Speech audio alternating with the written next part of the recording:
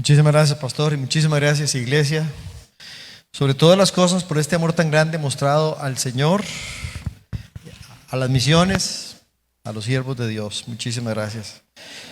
Gracias damos a Dios por estar con ustedes. De verdad que se nota exactamente, el pastor me quitó las palabras, yo iba a decir, se nota, hermanos, de verdad, la dedicación, el amor, el esfuerzo por hacerlo mejor para Dios. No solo en esta semana de cumbre, que es la más importante de todo el año, en esta iglesia y en cualquiera, pero por mantenerse todo el año. Porque lo que pasa esta semana es que se toman decisiones, pero las acciones, los frutos, los resultados es lo que se ve en todo lo que pasa el próximo año, ¿verdad que sí? Entonces sí, hermanos, gracias damos a Dios. ¿Cómo me interesó entender esa palabra? Cuando el pastor Isaac me mandó el término, yo primero pensé que era japonés. Yo digo, mira que me suena como idioma japonés. Luego pensé que era hace unos años, no le dije al pastor, pero hace unos años andábamos en una actividad de pastores y no se me olvida que usted me habló de un perfume que tenía un nombre parecido a eso. Sí, que andaba una colonia y la recomendó, usted fue. Entonces yo pensé que tenía algo que ver con eso. Luego ya me explicó el término, es una palabra en griego, ¿verdad? Y lo que significa, aquí lo tengo anotado, se refiere a la acción de poner el corazón. Poner el corazón, o sea, ponerlo todo, la pasión, el amor en lo que se hace. Y entonces sí, aunque la palabra no aparece exactamente en la Biblia, porque debe ser una palabra más moderna, el entendimiento del significado sí aparece. Hermanos, si Dios lo permite, en estos días ustedes se van a organizar y orando mucho, cada uno individualmente va a pedirle la dirección a Dios, a saber, Señor, ¿qué quiere que yo haga? Señor, ¿cuánto quiere que yo ofrezca, prometa por fe para las misiones, para el seminario, para el campamento, para algún otro proyecto de fe? Y recuerde siempre que es un privilegio que se nos da en las iglesias del Señor poder hacer eso. No es simplemente que el pastor y un grupito de encargados de finanzas deciden por cuenta de ellos, bueno, vamos a ayudarle con tanto al seminario y con tanto al campamento y podemos dar esto para las misiones, sino que se nos permite a cada uno de los miembros directamente con Dios y sin intermediarios determinar lo que queremos. En otras palabras, lo que creemos que Dios nos está diciendo, y entonces se lo prometemos a Dios y vamos adelante. Y entonces, sí, se suman todas las promesas individuales y entonces como iglesia se comprometen juntos a dar esas ofrendas cada semana, cada quincena, cada mes para la obra de Dios durante todo el año. Y entonces estas fechas de las cumbres, de las conferencias, son como el cierre del año anterior, el final. Y quiero animarles a todos a terminar bien su promesa de fe. Asegúrese que da al Señor lo que usted prometió hace un año. Y como hizo un hermano por aquí y otro por allá, a veces hasta tuvo que sacrificar algo o, por así decirlo, hasta vender algo para dar lo que faltaba, porque se lo prometió al Señor. Entonces asegúrese de que cumple con Dios. Y también prepárese bien para la nueva promesa de fe que hacen el domingo y empiezan ya un poquito después de eso. Entonces, como están por terminar la jornada y empezar una nueva, es importante entender qué es lo que Dios nos está pidiendo realmente. Es cierto, en estos días se habla bastante del dinero con el que vamos a contribuir a la obra misionera. Pero hermanos, antes del dinero hay otras cosas más importantes. La plata se necesita definitivamente, porque los misioneros tienen que ir a otros lugares y hay gastos. Comprar propiedades, construir edificios, poner mobiliario, tantas cosas que usted ve aquí. Lo ocupa cada misionero, el sostenimiento de ellos y sus familias y etcétera, etcétera. Sí, se ocupa el dinero, definitivamente, y no hay manera de brincárselo. Pero antes que el dinero, hay otras cosas más importantes. Asegúrese que está dando primero lo primero. Entonces, el mensaje de esta noche precisamente va por ahí y se llama la primera ofrenda. La primera ofrenda que cada uno de nosotros debe dar al Señor. La primera ofrenda. ¿Qué es lo primero que Dios nos pide?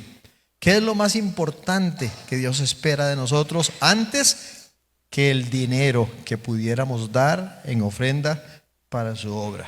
¿Habrá algo para dar antes de nuestra promesa de fe? ¿Habrá algo para dar antes de nuestro diezmo? ¿Habrá algo para dar antes de cualquier ayuda económica que pudiéramos ofrecer y participar? Sí, definitivamente sí. Y la palabra meraki que ustedes están usando en estos días precisamente contiene ese sentir, ese pensamiento, ese mensaje para nosotros. Porque aunque no es la palabra exacta en la Biblia, sí, el concepto sí lo es. Eso es lo que Dios está pidiendo de ustedes, hermanos. A ver, alguien dígame en sus propias palabras, ¿qué es meraki? Una persona, hombre o mujer, que quiera decir. ¿Qué es meraki? ¿Qué significa esa palabra griega? Exactamente. Todo el alma, todo el corazón. ¿Qué es lo que Dios nos está pidiendo a nosotros? Primero que todo, meraki, el corazón. Vamos a Proverbios 23:26, por favor. Proverbios 23:26 para que lo vea usted mismo. Proverbios 23:26. Así está escrito en la palabra de Dios. Y este es uno de esos textos. Esto es lo bonito del libro de Proverbios. No hay que examinarle mucho contexto, ¿verdad? No hay que revolcar mucho la historia de personajes, de lugares, de geografías, de culturas. Vamos de una vez a lo que dice. Y dice ahí el Señor: dame, hijo mío, tu corazón, y miren tus ojos por mis caminos. Dame, hijo mío, tu corazón. Hermanos, antes de dar cualquier ofrenda, antes de ayudar en cualquier cosa, antes de colaborar, antes de servir, antes de ayudar, antes de hacer, dame, hijo mío, tu corazón. Eso es lo que Dios pide de primero, el corazón, todo el corazón. Meraki, ponga todo su corazón en las manos de Dios. Dame, hijo mío, tu corazón. ¿Por qué? ¿Por qué Dios pide de primero el corazón? ¿Por qué no nos pide otra cosa antes? ¿Por qué no nos pide un poquito de acción y de obras que son tan importantes? ¿Por qué no nos pide la plata de una vez? ¿Por qué Dios pide el corazón? Hay que entender en la Biblia qué es el corazón. Cuando nosotros pensamos en el corazón físico, y aquí está muy bien representado, ¿verdad? Este se ve muy claro, parece la figura de un corazón de verdad. En nuestro pecho, en nuestro cuerpo, hay un corazón, voy a decir ahora de carne, porque es de fibra, es un músculo. Y es el más importante de todo el cuerpo, no hay duda de eso, ¿verdad? El corazón, físicamente hablando, es el centro de la vida. Es una bomba que empuja la vida. De hecho, en la misma Biblia dice que la vida del hombre está en la sangre. Así dice la Biblia. Por eso es que los testigos de Jehová se enredan con eso de las transfusiones, pero no tiene nada que ver con el tema. Pero sí es cierto que la vida nuestra está en la sangre, la energía, la salud, todo está en la sangre. Y el corazón es la maquinita, ¿verdad?, que bombea, impulsa y da. Del corazón sale la sangre para todo el resto del cuerpo. O sea, sale la vida. Eso estamos hablándolo físicamente. En la Biblia, y aquí cuando dice, dame, hijo mío, tu corazón, por favor, Dios no nos está pidiendo que nosotros hagamos ahí como un sacrificio humano, como hacían algunos pueblos indígenas, ¿verdad?, que ponían a una persona y le partían el pecho y mejor ni les describo el asunto, ¿verdad? Algo horrible. No es ese corazón. El que Dios nos está pidiendo aquí es el centro de la vida, pero tiene que ver con el control. Es el centro de control de la vida. Permítame explicárselo así. Es el asiento mismo de la vida. Ya no solo de la vida física, en el sentido de la sangre que bombea. Está hablando de todo. Nosotros no somos solo seres físicos, que tenemos cuerpo, carne, sangre.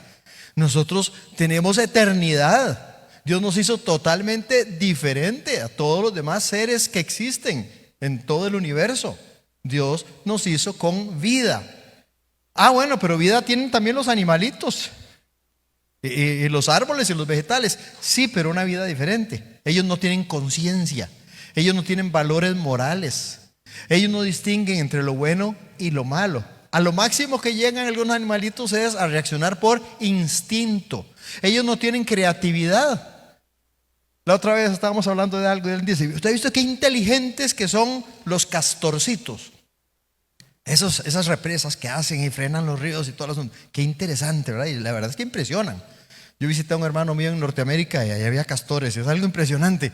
Y la cosa es esta, que los castores del siglo XXI están haciendo lo mismo que hacían los castores hace 1000 años, y hace 2000 años, y hace 3000 años, y desde el principio de la creación.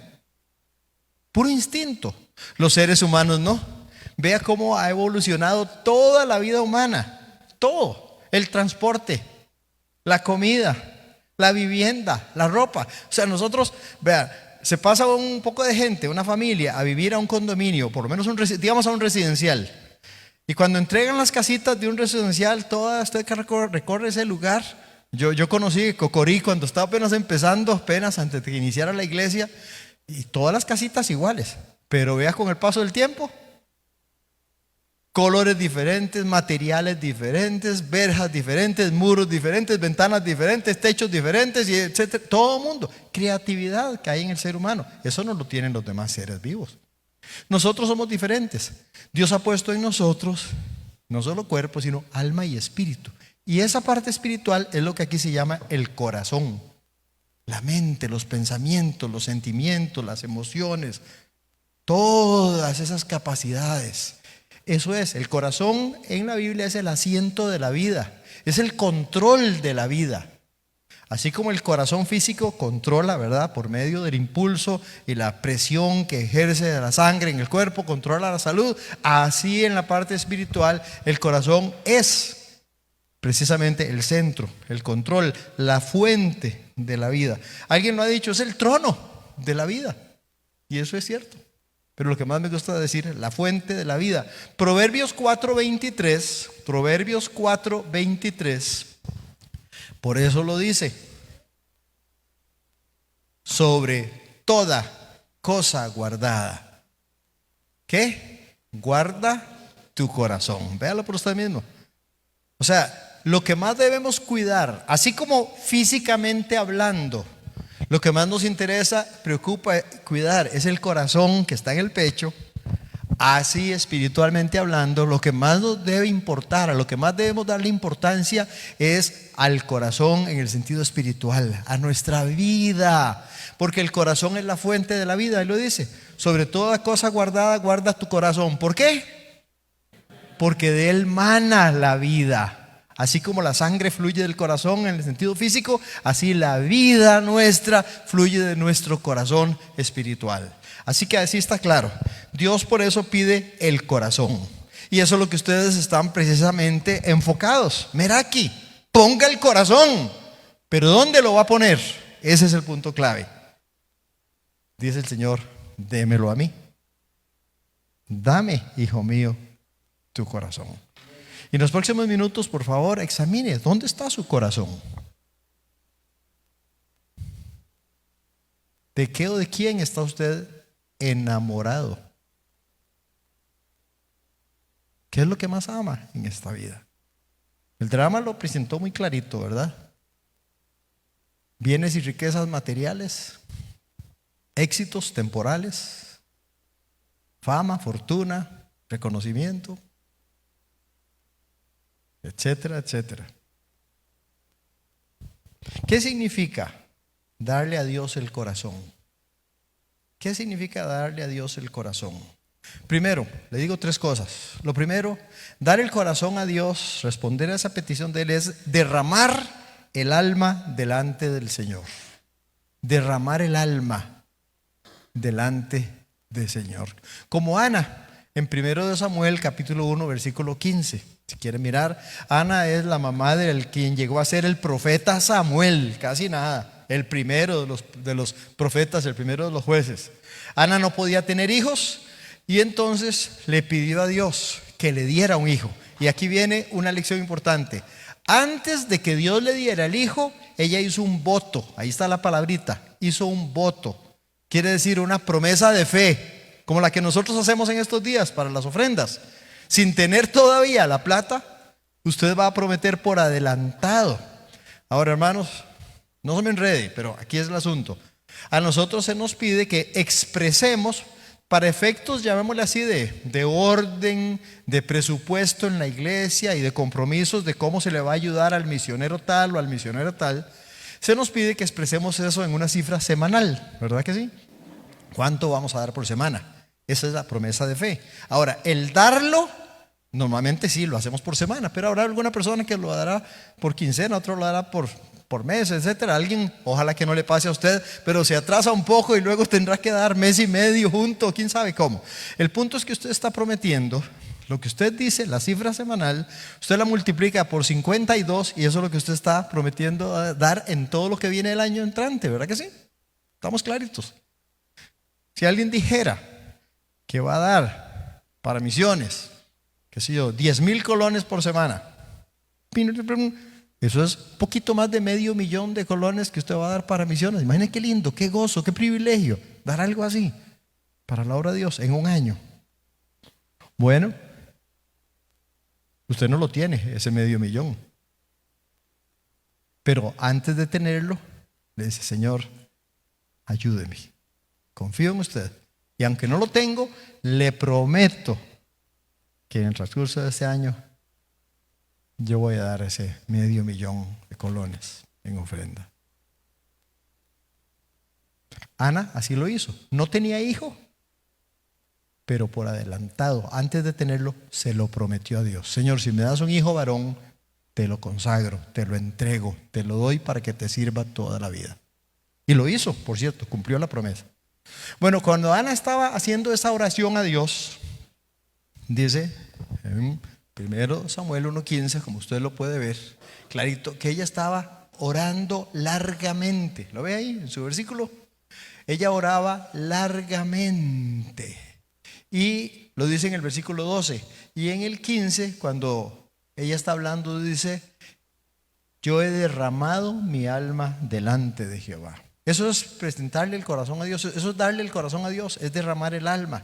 Es ponerlo todo ante Él en oración. Es orar a Dios, pero no por encimita. Vea que dice largamente. Lo que quiere decir es que ella pasaba su buen rato en comunión con Dios. Hermanos, el tiempo de oración es demasiado importante. Uno no puede, si está en serio en comunión con Dios, uno no puede hacer una oración de 30 segundos y a veces yo diría que ni de 30 minutos. Es pasar tiempo examinándose uno mismo, pidiéndole a Dios que le convenza, le redarguya, le muestre lo que está mal, preguntándole a Dios acerca de esas cosas. Es confesándole todo pecado que pueda recordar y temer que ahí está atravesado. Es renovarlo todo. Es reconocerlo a Él como Señor y dueño de todo. Es depender de Él en todo. Es someterse uno mismo a Dios en todo y someterle el control de todo en la vida. Cuando Dios dice: dame, hijo mío, tu corazón, eso es lo que Dios está pidiendo. Deme el control de su vida. Deme el centro de su vida. Deme el trono para gobernar su vida. Deme el cetro y la corona de rey en su vida. Eso es. Hermanos, ¿qué significa tener al Señor como Señor? Es que Él mismo dice: porque ustedes me llaman Señor, Señor, pero no hacen lo que yo digo. En otras palabras, si no es el Señor de todo, no es el Señor. Comparemos por un momento nuestra vida con un automóvil. Y hemos recibido a Cristo en nuestro automóvil. Pero hay algunos de ustedes que lo tienen en la cajuela. Ah, yo sé que usted no, ¿verdad? Usted dice: no, yo no, yo lo tengo de pasajero. Pasajero en el asiento de atrás. Tal vez alguien dice: no, aquí a la par mía. Copiloto, pero usted todavía sigue manejando. No. Yo ya le entregué las llaves a él. Me bajé y le entregué. Qué lindo, eso es digno de un reconocimiento. Eso es lo que él quiere. Pero todavía le pregunto: ¿será usted como esos pasajeros que van diciéndole al chofer todo y regañándolo y pidiéndole e insistiéndole? ¿Y por qué les dio risitas a las mujeres? Se les salió, ¿verdad? Usted es de la que jala a su esposo y lo regaña y le dice, ay, pero ¿por qué? Ay, pero ese hueco, ay, pero tal cosa, ay, pero tenga cuidado, no sé. No, de veras. El Señor conduce nuestra vida. El Señor está manejando. Y Él va a dar vuelta a la derecha y nosotros decimos, no, no, no, por ahí no, por ahí no, por ahí no. Porque ese es el camino de la generosidad. Y usted no quiere ser tan generoso como Cristo. El Señor va a doblar hacia la izquierda. Pero dice, no, por ahí no, por ahí no. Ese es el camino del perdón. Y usted se anda con unas amarguras y resentimientos que no quiere perdonar. Y no quiere que Él vaya por ahí. Entonces, aunque Él quiere, usted dice, no, no, por ahí no. Hermanos, tiene que rendirse entero. Eso no es darle el corazón al Señor. Eso es todavía querer manejar usted y estar reclamando y pataleando por todo. Derrame su corazón al Señor. Entréguele su alma y el control completo. Deje que Él le guíe. Eso es lo primero que significa meraki, entregarle el corazón al Señor. Lo segundo es ofrecerse voluntariamente al Señor, como el general Amasías en 2 de Crónicas 17. 2 de Crónicas 17. Ahí está, es el tiempo del rey Josafat, un buen rey. En toda la triste historia de Israel, que hubo muy malos reyes, aquí hay uno bueno. En 2 de Crónicas 17:6, en el tiempo de Josafat, aquí viene en el capítulo unas descripciones de los personajes o qué sé yo, servidores principales del rey. Y hablando de la lista de los soldados principales, los capitanes, coroneles y generales del ejército de Josafat, dice en 2 de Crónicas 17:16, tras de este Amasías, hijo de Sicri, el cual se había ofrecido voluntariamente a Jehová. Oiga qué frase más linda. Estamos hablando de un soldado, pero no cualquier soldado, porque vea, termina el versículo diciendo, y con él 200,000 hombres valientes. Él dirigía una parte importante de los ejércitos de Israel. Él tenía bajo su cargo un cuerpo de 200,000 soldados. No estamos hablando de chiquitas de kinder, dóciles y obedientes. Él manejaba de 200,000 viejos de esos duros. Y aún así, con todas esas ocupaciones, nos dice que este hombre se había ofrecido voluntariamente a Jehová. Y de una cosa estoy seguro, se le notaba que él se había ofrecido al Señor. ¿En qué se le podría haber notado? En su vida, su conducta, su respeto hacia los compañeros y compañeras, por así decirlo, servidores y servidoras también, su vocabulario, su tono de voz al dar órdenes, por muy fuerte que tuviera que darlo como militar, debe notarse. El vocabulario se le nota a cualquiera. Usted puede ser el jefe de una cuadrilla, pero no tiene por qué hablar en el mismo lenguaje vulgar que hablan los callejeros, ¿verdad? Entonces a este hombre de alguna forma se le notaba. Ojalá que a usted se le note. Amasías se había ofrecido voluntariamente al Señor. Esto me recuerda a unos versículos del Nuevo Testamento. En Romanos capítulo 12 dice, os ruego por las misericordias de Dios que presentéis vuestros cuerpos en sacrificio vivo. Esta frase es muy interesante, porque los sacrificios que se hacían en aquellos tiempos eran sacrificios muertos, ¿verdad? Cualquier animalito se mataba. Y era un sacrificio, pero ya muerto. Se quemaba y todo, ya estaba muerto. Pero aquí se nos pide a nosotros que nos presentemos en sacrificio vivo. Es decir, que sin dejar de vivir aquí en la tierra, no vivamos para nosotros mismos. Sacrificio vivo, santo, agradable a Dios, es vuestro culto racional. En Romanos capítulo 6 se explica más y dice que así como en el pasado para iniquidad presentamos nuestros miembros, es decir, las partes de nuestra vida, ojos, mente, corazón, boca, manos, pies, también incluye los talentos, capacidades, así como en el pasado usábamos esas cosas para ofender a Dios, y usted sabe que es cierto. ¿Cuántas veces no ofendimos a Dios y al prójimo con nuestras palabras, con nuestros gestos, con nuestras acciones? Y ni qué decir en silencio, con miradas, pensamientos y malos deseos. Ahora dice, así como para iniquidad en el pasado presentaban ustedes sus miembros al pecado, así ahora dice, presentados vosotros como vivos de entre los muertos. Es decir, reconociendo que ya estamos muertos en Cristo y resucitados a una vida nueva. Amén. Y que le presentemos entonces nuestros miembros a Dios. Se los ofrezcamos a Él, para que Él use nuestros ojos para ser glorificado y no ofendido.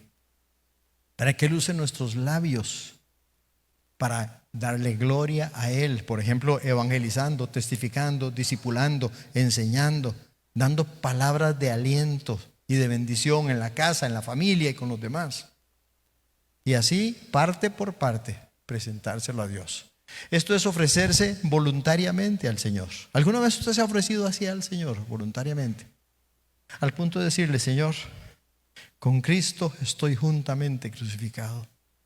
Ya no vivo yo. Pero de verdad, no solo repetir el versículo que dijo el apóstol Pablo ahí en Gálatas 20. Señor, todo lo que yo soy, todo lo que yo tengo, todo lo que puedo llegar a ser y lo que pudiera llegar a tener, todo es suyo. Por favor, sea mi Señor, manéjeme. Y si yo un día me le pongo chúcaro, pues como un caballo, como un mulo sin entendimiento, dice el Salmo 32, jáleme las riendas y no me deje apartarme. Eso es ofrecerse voluntariamente al Señor. ¿Necesitará Dios quebrantarle a usted, humillarlo, romperle el corazón para que usted entienda de una vez por todas que Dios es el Señor y usted no es el dueño de su vida? Que usted no está en este mundo para hacer riquezas, ganar fama y fortuna y otras cosas, sino para honrarle a Él. Espero que no tenga Dios que llegar a esos extremos y que más bien sea la bondad de Dios la que lo guíe a usted al arrepentimiento, a la obediencia, a la fidelidad. ¿Qué es presentarle a Dios o entregarle el corazón a Dios? Es derramar el alma delante del Señor como Ana. Es ofrecerse voluntariamente al Señor como el general Amasías. Tercero, es darse primeramente al Señor como los macedonios. En 2 Corintios capítulo 8. Los macedonios, de una vez le digo mientras está buscando el texto, son los mismos filipenses. Recuerda que hay una cartita ahí para los filipenses. La ciudad se llamaba Filipos de Macedonia. Entonces, decirle filipenses o macedonios era básicamente lo mismo, eran ellos mismos. Eso solo para que haga una conexión luego, que le voy a decir algo. Pero aquí están. Esta iglesia, por lo que nos cuentan 2 Corintios en el capítulo 8, los primeros versículos, era una iglesia que estaba en una situación muy especial. Era una ciudad pequeña, un poco alejada, un poco deprimida económicamente, y la iglesia, no sabemos si era pequeña o no, pero estaba en una situación de pobreza. La gente estaba en profunda pobreza. Los hermanos de las otras iglesias, motivados por el apóstol, el misionero Pablo, estaban recogiendo unas ayudas económicas para unas iglesias todavía más pobres allá en Jerusalén, en la tierra de Israel. Y parece, por lo que cuenta aquí, que a estos macedonios, por ser pobres, a ellos no se les había pedido que participaran de esa ofrenda. Otras iglesias que estaban mejor económicamente y que tal vez eran más grandecitas, estaban recogiendo la ofrenda para que se la llevaran a los pobres de Jerusalén. Y como ellos eran los pobres de Macedonia, nadie les pidió. ¿Y qué pasó? Dice en el versículo 4, y que ellos pidieron con muchos ruegos que les concedieran el privilegio de participar también. Ellos quisieron participar.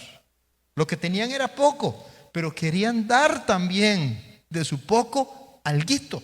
¿Recuerda la historia de cuando Jesús estaba en el templo y estaba la gente echando las ofrendas y los ricos echaban? Y recuerda que en ese tiempo no existían los billetes, solo monedas.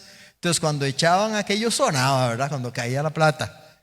Porque de hecho el arca era así, un arca, un cajón, básicamente. Entonces con más razón, como una alcancía grande, sonaba cuando caía.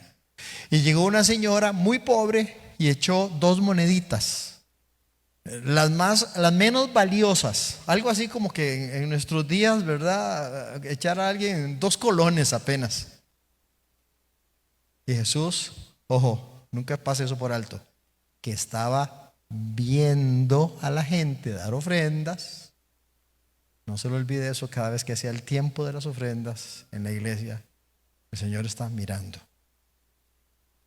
está evaluando, está aprobando o desaprobando. Entonces no le da a la iglesia, a los sugieres, al tesorero, al pastor. Aquí reciben los diezmos hombres mortales, pero allí es uno de quien se da testimonio de que vive, dice Hebreos 7. Ok, Jesús estaba viendo y se vuelve y le dice a los apóstoles: esa señora echó más que aquellos ricachones. Si a ellos hasta que les sonaba donde caía la plata. Sí, pero es que ellos dieron de lo que les sobraba. Ella acaba de dar todo su sustento, lo último que tenía. Y para Jesús, que veía todo, eso tenía mucho valor. A veces nosotros cuando hablamos de generosidad le decimos que esta persona es muy generosa, o por ejemplo esta iglesia es muy generosa, porque tal vez tenemos una iglesia, digamos en el compañerismo, que gracias a Dios la iglesia es grande, está en un lugar donde la mayoría de las personas que van tal vez son profesionales, y gracias a Dios, de verdad gracias a Dios, tienen en promedio un ingreso mejor que nosotros y tal vez pueden tener un poquito más de posibilidad de ayudar a un misionero, por ejemplo. Y alguien podría decir que esa iglesia sí es generosa, que es que ellos dan, mientras nosotros dimos 100,000 colones, esa iglesia dio 1 millón, 2 millones, qué generosos. Gracias a Dios que es así, que tuvieron la posibilidad. Pero cuidado, así no se mide la generosidad. La generosidad no se mide por lo que uno da, sino por lo que uno tiene. Y entonces lo que le queda después de dar, esa es la clave. La proporción. Si 2 personas en el momento de dar la ofrenda, cada uno dio 5,000 colones, uno podría pensar que dieron igual. Pero resulta que uno de ellos acababa de tener, no sé, de recibir 500,000 de colones. Y de ese 500,000 dio 5, o sea, el 1%. Y tal vez el otro lo que tenía era 10,000 colones y dio la mitad, dio el 50%. Ahí ya usted puede entonces, si nos tocara a nosotros, gracias a Dios no nos toca a nosotros estar revisándole eso a nadie, ¿verdad? Ni los pastores sabemos, por si acaso. Ni los pastores sabemos eso, ni los tesoreros, ni los contadores, ni los sugieres, nadie aquí nos pregunta, ¿verdad? ¿Cuánto dimos? ¿Cuánto se nos quedó? ¿Cuánto? Nada. Gracias a Dios, porque sería algo terrible. Nosotros somos carnales, somos, ¿verdad? Estaríamos, quién sabe, haciéndole malos ojos a unos a otros, ¿verdad? Y eso el diablo lo aprovecharía para sembrar cizaña. Pero Dios sí lo ve.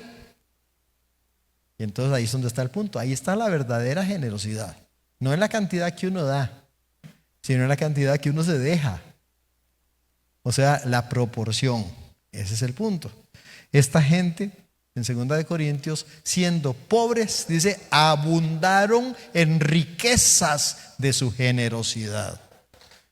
Probablemente ellos no dieron más, por ejemplo, que los corintios, digamos. Tal vez no dieron más cantidad de dinero que los corintios, pero a los ojos de Dios, midiendo la generosidad a la manera de Dios, tal vez sí fueron más generosos que los corintios. Solo lo digo como ilustración, no sé el trasfondo ni los datos históricos ni nada, ni vi nunca las cuentas que hizo el apóstol Pablo, pero ve, ese es el punto. Pero ¿cómo fue que pasó eso? ¿Cómo llegaron a ese punto, a ese extremo?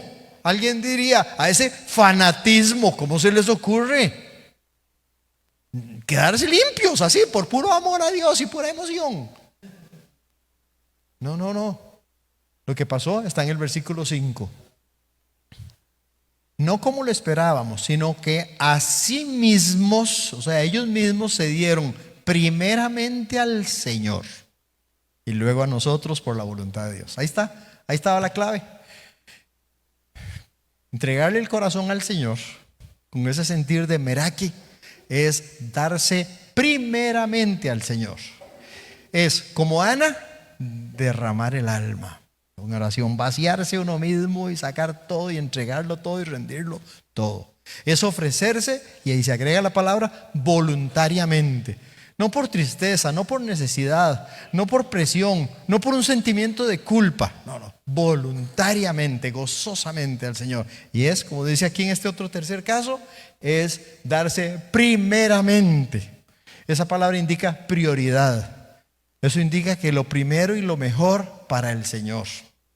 Así, eso es lo que significa. Es reconocer que Dios está por encima de todo, inclusive por encima de uno mismo. Yo no soy más importante que Dios.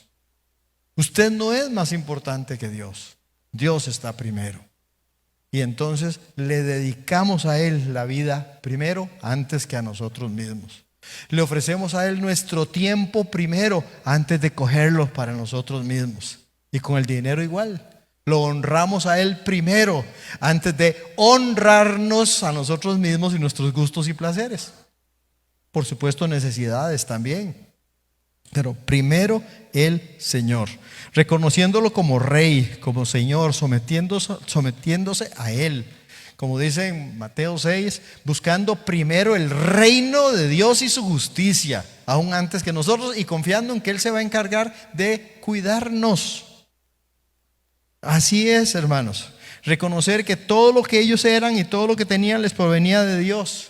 Reconocer que su vida toda dependía de Dios. Con razón esta gente pudo dar tan amorosa, sacrificada y generosamente. Es que se habían entregado ellos mismos primero al Señor. Yo supe de una historia. Un misionero estaba visitando una iglesia y hablando a los hermanos y todo el asunto. Y los hermanos de la iglesia entonces al final del culto con el pastor decidieron recoger una ofrenda especial para ayudarle a ese misionero que trabajaba en otro lugar porque necesitaba. Y estaban recogiendo las ofrendas, pasando los platos ahí para recoger la ofrenda. Y un niño, grandecito pero todavía niño, que estaba en la parte de atrás, cuando llegaron los hermanos con las ofrendas, él le pidió al ujier que pusiera el plato en el piso. Y el niño se paró dentro del plato y dijo: yo no tengo plata, pero le ofrendo a Dios mi vida. Wow. Y es una historia verdadera. Él llegó a ser más tarde un misionero también en ese lugar, ayudándole al misionero aquel que había visitado la iglesia. Hermanos, eso es lo que significa darse al Señor. Estar dispuesto para lo que Él diga. Y no tenga miedo. No piense, es que si yo me doy al Señor, entonces ¿qué? ¿Tengo que hacerme misionero? No, Él le va a decir, tal vez sí, pero no es que todos. ¿Tengo que dejar el trabajo y trabajar solo en la iglesia? No sé.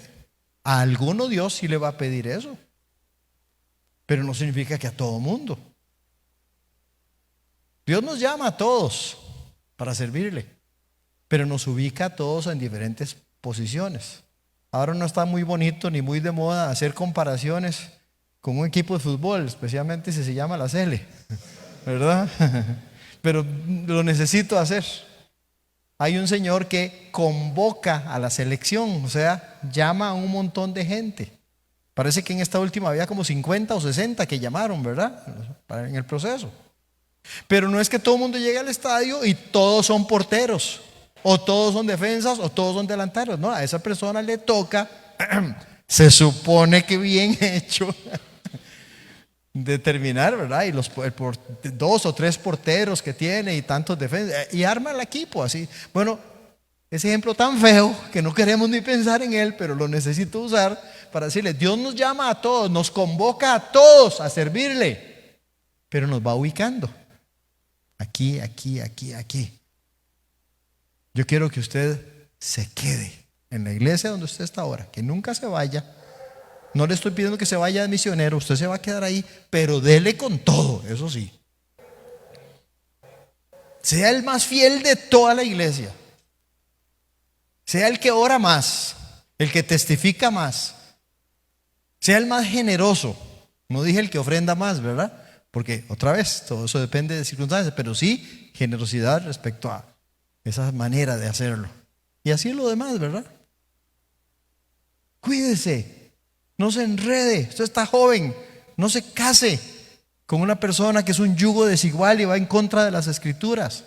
Honre a Dios haciendo las cosas bien. Ahí va, Dios va a guiarle a cada uno y lo va a dejar aquí. A otros tal vez les va a decir, sea maestro, ayude más al pastor en el aspecto del culto y de la música.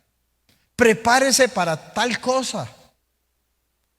En su profesión, en su trabajo, déjese usar por Dios. Y a unos cuantos sí les va a decir, papito, alístese, yo quiero que usted vaya al seminario y que después usted, más adelante, sea el pastor de la iglesia. Tal vez de esta misma, o lo lleve a servir a otro lugar. Y por aquí y por allá le dirá a alguna hermanita, prepárese porque yo la necesito para que usted sea la compañera, la esposa de un siervo de Dios. Ahora, le aclaro, antes de terminar, no es que Dios le dice eso a uno del primer día. Si Dios me hubiera dicho a mí eso el primer día, yo hubiera caído desmayado, asustado y hubiera dicho, uy, no, hombre, jamás. No, Él lo va llevando a uno poquito a poco. Él es Dios, Él es amoroso, Él es sabio, pero no tenga miedo de entregarle su vida a Dios. Entonces, cerrando el asunto, entréguele su corazón a Dios. Él dice, dame, hijo mío, tu corazón. Contéstele. Toma, Padre mío, mi corazón. Dígaselo a Dios.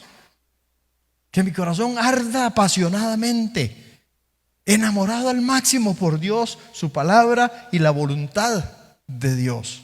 Meraki, póngale todo, ponga todo el corazón, toda el alma, toda la mente, todas las fuerzas, toda la creatividad, todo lo que pueda, todo, póngalo en las manos de Dios. Como Ana, derrame su alma ante el Señor. Como Amasías, ofrézcase voluntariamente al Señor. Como los macedonios, dese primeramente al Señor y luego vendrá lo demás. Pero hágalo de verdad, meraki, de corazón. Nada más contraste todo esto con lo que dijo Cristo de los fariseos. Él dice, ese pueblo de labios me honra, pero su corazón está lejos de mí. El fariseo no sabe que es meraki. ¿Usted a quién se parece más? ¿Al fariseo o a un corazón meraki? Eso es lo que usted va a decidir ahora. Hermano, dele su corazón al Señor. Y si por alguna razón usted tiene un corazón que le han dado últimamente frío, carnal, alejado de Dios, vuélvase a Dios, confiésele todo pecado. Vuélvase al revés, confesándole a Dios todo y sin excusas y sin echarle la culpa a nadie más. Confiese todo, aborrezca esa maldad y pida que le perdone y le limpie. Si su corazón se le ha vuelto materialista, codicioso, metalizado por amor al dinero, dígale, Señor, ayúdeme. Últimamente yo estoy más asustado y más temeroso por la plata que por cualquier otra cosa. Cálmeme y ayúdeme a confiar. Deme el pan de cada día para mí y para mi familia, pero sin que yo sea un desesperado que hasta sacrifique a la familia y las cosas suyas por estar buscando plata. Si su corazón está cargado o está cansado por alguna aflicción, alguna tristeza, algún problema sin solucionar que le está dando guerra, póngalo en manos de Dios también eso. Dame, hijo mío, tu corazón, dice Él. Y por supuesto, si hubiera alguien, un corazón sin salvación, sin perdón, sin paz, sin Cristo, con más razón, es el que más urge, es el que más precisa. Entrégase al Señor, venga a Dios. Él está llamándole a usted, dame, hijo mío, tu corazón. Y si hubiera alguien aquí a quien Dios le está avisando y ya le ha dado señales de que Él quiere que usted le sirva a Él más en la iglesia, o que le sirva totalmente y solo a Él, siendo un pastor, siendo un misionero, siendo un obrero a tiempo completo, no piense en trabajo, piense en el Señor, entregarse a Él. Como si no existiera el seminario, como si no existiera lo que llamamos nosotros el plan de ser obrero. Nada, simplemente, Dios, aquí está mi vida, ¿qué quiere que yo haga? Entréguese a Él, ¿sí? Tengamos un momento para orar, por favor, cada uno. Y tal vez le sirve el ejemplo, la anécdota que le conté, verdadera, de ese niño que se paró dentro de un plato de ofrenda y se ofreció a Dios. ¿Por qué no hace usted algo parecido? ¿Qué le parece si orando le dice a Dios: toma, Padre mío, mi corazón, haz arder mi corazón y mi alma en amor y obediencia? Y como una manera de ayudarse usted a recordarlo. No tenemos un plato de ofrenda para darle a cada uno y que usted se pare dentro del plato de la ofrenda. Pero vea qué bonito, el piso de este templo está cuadriculado por la cerámica, ¿verdad? ¿Qué le parece si usted así muy quieta y voluntariamente se pone de pie, busca un cuadrito de esos, ahí el que le quede más cerca, se para dentro de ese cuadrito y le dice: Dios? O sea, imagínense que ese fuera un plato de ofrenda. Pero dígale: Señor, todo. Ok, voy a dar un chancecito.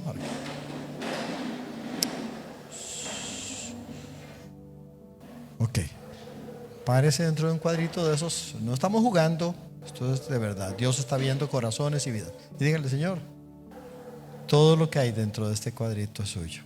Tómelo. Tome mi corazón. Tome cada uno de los miembros de mi vida.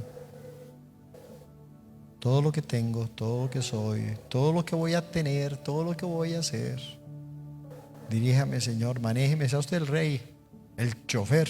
Tome las llaves, tome el control.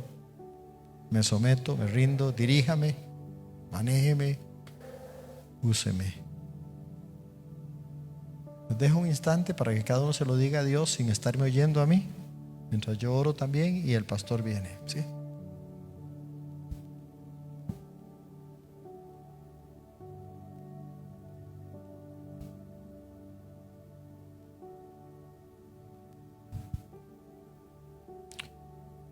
Hable con Dios. De paso, si hay algunos elementos que no parecen nada que ver con ofrenda, con servicio, con eso, como su carácter, el control de su carácter, porque no se lo rinde a Él también. Sus reacciones y actitudes en los momentos difíciles, en las pruebas, en las tentaciones. La manera en que usted reacciona cuando algo le disgusta. La manera en que maneja su tiempo, sus amistades, su noviazgo, su matrimonio, su dinero. Quién sabe cuántas cosas más. Nada más se las sugiero por aquello que si Dios le habla de alguna, también inclúyela. También dígasela a Dios, ríndasela a Dios, que Él maneje ese aspecto de su vida también. Siga orando, sea genuino, sea humilde. ¿De acuerdo?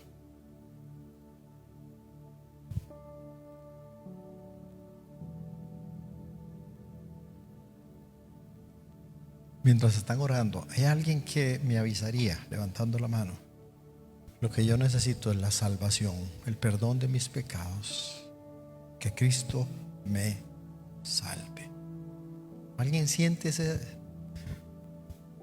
carga en su corazón, esa preocupación por su alma?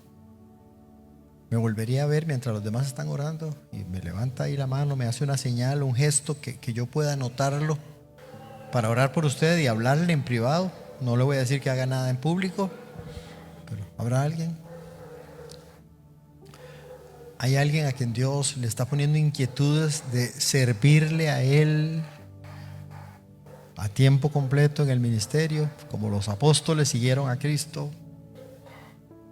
¿Habrá alguien que dice: yo creo que Dios me está pidiendo mi vida, tal vez para llegar a ser un misionero, una misionera, un siervo de Dios así, dedicado totalmente y toda mi vida para llevar la palabra a otros lugares, o para servirle aquí en la iglesia como obrero? Ore por mí. No estoy totalmente seguro, pero he sentido deseos, impulsos, sensaciones de que algo así quiere Dios de mí. Niño, joven, adulto, hombre o mujer, ¿habrá alguien? ¿Me deja orar por usted?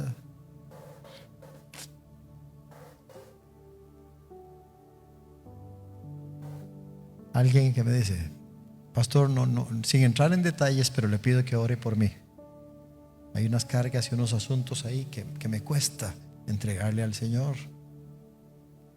Dios está trabajando, yo se lo estoy rindiendo, pero ayúdeme orando por mí también. Levanta la mano, me avisa y de todo corazón oro por usted. Gracias. Amén. Amén. Los dejo con el pastor orando y terminando.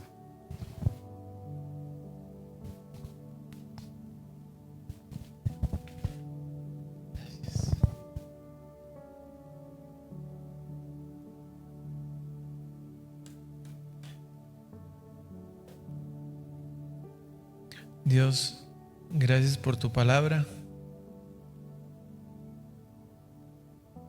No voy a ocultar que hay una lucha espiritual, porque el hecho de que haya una invitación donde nosotros decidimos si nos ofrecemos a usted o no,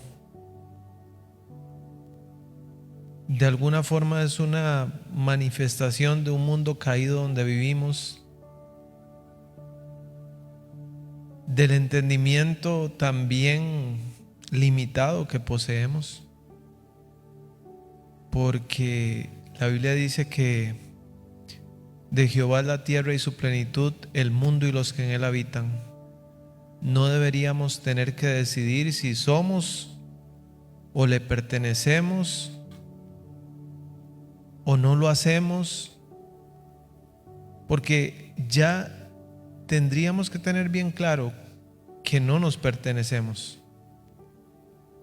que no, como dice la Biblia en Corintios 6, primera de Corintios 6, que el cuerpo que tenemos no es nuestro, ni el alma que tenemos es nuestra, ni el corazón que tenemos es nuestro, que no nos formamos nosotros a nosotros mismos, que nosotros mismos no nos damos vida o aliento o sangre a nosotros mismos, que no nos damos pensamientos o ideas o emociones a nosotros mismos.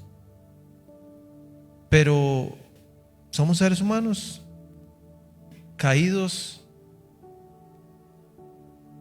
Señor, yo quiero pedirte que usted trabaje esas áreas en nosotros, que podamos llegar a la madurez, al entendimiento, así como Jesús.